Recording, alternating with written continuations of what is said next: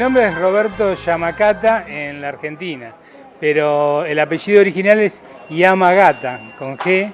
Y estamos aquí con la familia de Celia de la Fuente porque estamos preparando el recuerdo de la llegada del primer barco con inmigrantes japoneses a la costa occidental de Brasil.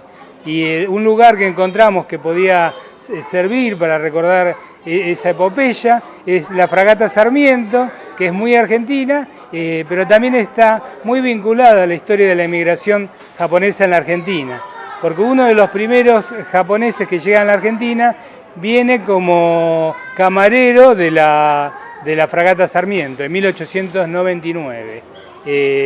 Fue Yoshio Shinya, que llegó lo pronuncié bien, no sé, llegó en 1899, cuando la fragata va a Japón, se enrola como camarero y llega a la Argentina y se convierte en una familia muy importante de la comunidad japonesa en la Argentina, ¿no? En realidad antes habían llegado muy pocos japoneses. En el siglo XVI queda registrado que llega un esclavo japonés que quedó registrado como Francisco Xapón. Y llega desde Perú, traído por los negreros portugueses, y logra la libertad en la Argentina luego de hacerle juicio a su patrón y ahí se pierde el rastro de él. Después viene Yoshio Shinya en la fragata Sarmiento como camarero en 1899 y había llegado en 1886 Makino Kinzo, que trabaja en los ferrocarriles. Y finalmente se afinca en Córdoba. Y después sí viene la primera inmigración, o sea, un grupo de japoneses que se afinca en la Argentina. En realidad, la inmigración había sido destinada a Brasil. El proyecto era llevar inmigrantes japoneses de Japón a Brasil. Habían llevado a Hawái, a Perú, y en 1908 viene el primer contingente, que va a ser el épico viaje del barco Kasato Maru, que llega el 18 de junio de 1908 al puerto de Santos, que es el puerto de la ciudad de San Pablo. Este barco había partido de la ciudad de Kobe con emigrantes de varias provincias del Japón. Por ejemplo, Kumamoto, Ehime, Okinawa, Kagoshima. Y este barco, bueno, llega primero hace un viaje que no deja de ser un poco azaroso, porque los viajeros tienen sus temores, porque en realidad no saben de lo que le han prometido, lo que realmente les espera, tienen miedo, ¿no?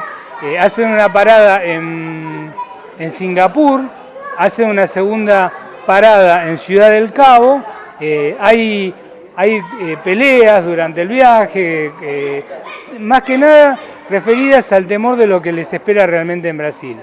Y llegan a Brasil el 18 de junio de 1908, y este día está declarado en Brasil como Día de la Inmigración Japonesa, porque es la punta de lanza de la inmigración japonesa en el Brasil, que es la mayor inmigración japonesa, la mayor comunidad japonesa que se puede encontrar fuera de Japón está en Brasil, sobre todo en el estado de San Pablo, donde llega el Kasato Maru. Son derivados a varias facendas o haciendas en castellano. Yo recuerdo dónde son derivados mis abuelos, que van a parar a la facenda de Sao Martino, que es la segunda facenda cafetera más grande del mundo en ese momento. En realidad la más importante, donde van a parar la mayoría de los inmigrantes japoneses, es a la hacienda de los Santos Dumont, que en ese momento es la hacienda cafetera más grande del mundo, un latifundio, justamente recordado el apellido Santos Dumont, porque el hijo de ellos es el famoso pionero de la aviación por aquella época, ¿no? Bueno, y bueno, se encuentra con un Brasil en el cual se había abolido la esclavitud hacía poco, pero todavía quedaban muchos resabios del sistema esclavista.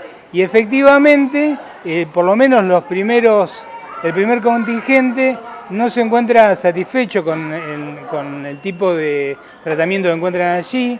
En el caso de mis abuelos y el grupo de ellos, que son derivados a la Fazenda São Martino, son llevados a chozas de paja con suelo de tierra, como eran las que utilizaban los esclavos, y pasan los primeros 3 meses y no cobran salario. Entonces les prometen para más adelante, pero ellos venían con sus temores y tenían una ascendencia guerrera, así que tampoco esperan demasiado. Cuando llegan los primeros 3 meses y no les pagan, se produce un alzamiento, por ejemplo, en la hacienda São Martino, que queda registrado en la historia de Brasil. No algo que ponga muy contento a nadie, pero queda registrado. En cambio, de otras haciendas directamente hay huidas, ¿no?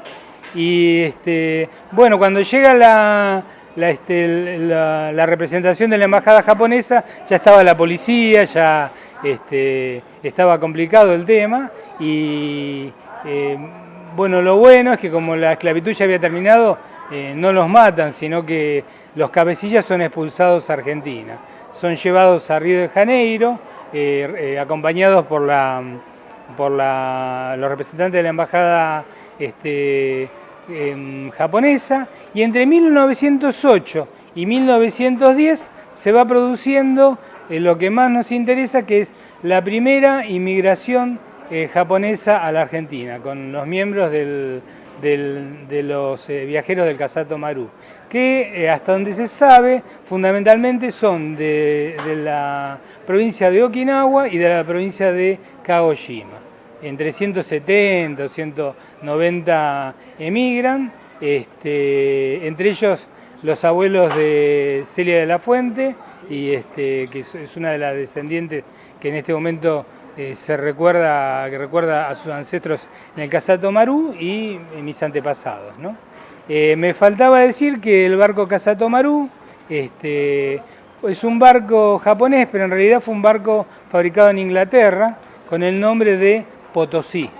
Y este barco es comprado por Rusia y forma parte de la Armada rusa a principios de siglo, y cuando se produce la guerra entre Rusia y Japón, la guerra ruso-japonesa, es capturado o queda, ante la victoria japonesa, queda como parte de pago de las indemnizaciones de guerra, queda para Japón. Este barco después va a hacer varios viajes como transporte de mercaderías. Posteriormente es utilizado en esta gran inmigración japonesa a Hawái, Perú y Brasil y Argentina. Y luego, durante la Segunda Guerra Mundial, debido a las hostilidades, es hundido en aguas rusas. Pero la historia no termina ahí, porque el barco está conservado en muy buen estado de conservación, pese a todo, en aguas rusas, y quien tiene interés hasta el día de hoy en reflotarlo es Brasil. Fíjense lo importante que es la comunidad japonesa en Brasil, que es Brasil el que mantiene el interés por el Casato Maru. Así que esperemos que algún día lo refloten y sea museo. De todas maneras, en 2008 se conmemoró, sobre todo en Brasil, los 100 años de la llegada del Casato Maru, y realmente todo San Pablo, que es un lugar, la ciudad más importante de Sudamérica, se hizo un gran festejo porque hay como más de 2,5 millones de descendientes japoneses. Así que si buscan en internet pueden ver comparsas Casato Maru, hoteles Casato Maru en Florianópolis con la forma del barco, restaurantes Casato Maru, avenidas con el nombre relacionados con ellos, ¿no? Bueno, y los descendientes del Casato que venimos a la Argentina estamos tratando 18 de junio, que en realidad va a ser el 20 de junio, de conmemorar la epopeya del Casato Marú en la Argentina, por primera vez después de más de un siglo, ¿no?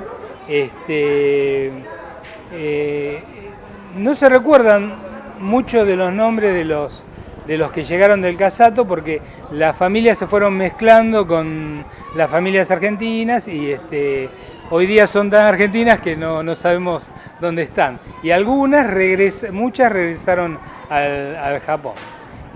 Algunos nombres que se recuerdan son Shinchu Nakasato de Okinawa y su primo Shinsato Shinsei, ¿no? De los cuales todavía hay sobrevivientes en la Argentina.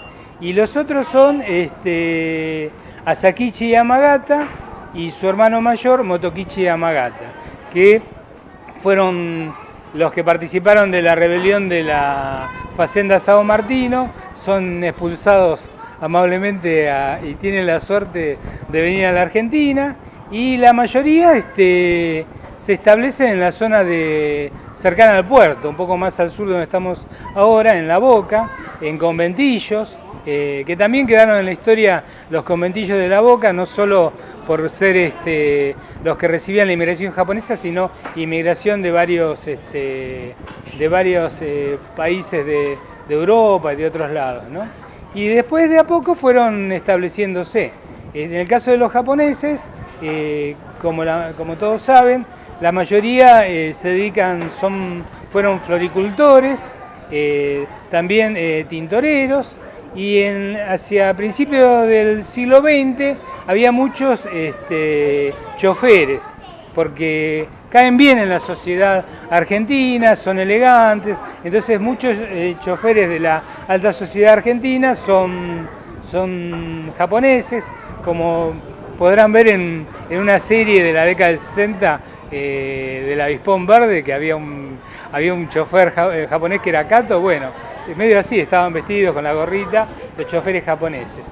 Y también se produce un fenómeno que es olvidado hoy día, que hubo muchos cafés japoneses en la primera mitad del siglo XX en Argentina. Si bien fueron sobre todo floricultores o tintoreros, también hay dueños de cafés o mozos de café, ¿no?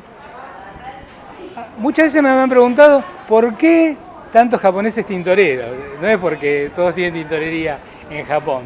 Lo que pasa es que todas las comunidades, no solo las japonesas, sino todas las comunidades emigrantes, cuando llegan a algún país, si un paisano tiene éxito en esa actividad, empieza a enseñarles esa actividad al resto de los inmigrantes. Por eso ven en las películas norteamericanas que hay muchos italianos que tienen restaurante. ¿Por qué? Porque llegaron italianos a Nueva York, tuvieron éxito con los restaurantes, entonces los demás fueron abriendo restaurantes. Por eso hay muchos españoles que pusieron cafés o restaurantes en la avenida de Mayo. ¿Por qué? Porque llegó alguno, le fue bien con el restaurante en la avenida de Mayo, y todos los demás pusieron restaurantes en la avenida de Mayo, o mozos, ¿no? O tuvieron relación con la comida, como los italianos que iban vendiendo pizza por La Boca, y de ahí salen las pizzerías y salen las grandes empresas alimenticias argentinas como Mastelone, derivadas de los inmigrantes que andaban vendiendo pizza por La Boca, ¿no? Bueno, y los japoneses les fue bien con el cultivo de flores, con las tintorerías, que todavía quedan algunas, y con los cafés. En las primeras décadas del siglo XX había aproximadamente 100 cafés japoneses en Buenos Aires. A los argentinos les gustó, como ahora uno sale y camina y entra en un McDonald's. Bueno, en aquella época entraban en un café japonés. Entre ellos, ¿cómo no voy a nombrar el café de mi abuelo en Avenida Boedo 873, el café japonés? Entre los cafés japoneses, uno más. Para los argentinos tengo la suerte de que pegó entre los argentinos simplemente porque mi abuelo tuvo suerte y le cae bien a los escritores del barrio de Boedo, entonces se convierte en la sede del café japonés de el Café Japonés se convierte en la sede del Grupo Boedo de Literatura, que rivalizaba con el Grupo Florida de Borges. Entonces, los escritores de la década del 20, hay una gran rivalidad que queda en la historia de la literatura argentina, que son el Grupo Boedo de Literatura, con Roberto Art, Elías Castelnuovo, Álvaro Yunque, Leónidas Barletta, que eran de Boedo, y tenían un compromiso social muy fuerte con la lucha de los trabajadores. En cambio, el Grupo Boedo, el grupo de Borges, era más bien de clase alta y los de Boedo los miraban un poco como los cajetillas, ¿no? Entonces, en algún momento Jorge Luis Borges se refiere a la rivalidad entre Boedo y Florida y dice que no, que era en realidad como una broma, ¿no? Y Leónidas Barletta en un libro de la década del 60 le contesta, no, ninguna broma. Era porque ellos eran de lucha social. No, había una lucha social y los del grupo Boedo estaban por la lucha social, ¿no? Entonces, bueno, por eso quedó el Café Japonés de mi abuelo, porque tuvo la suerte que los escritores de Buenos Aires se reunían allí, ¿no?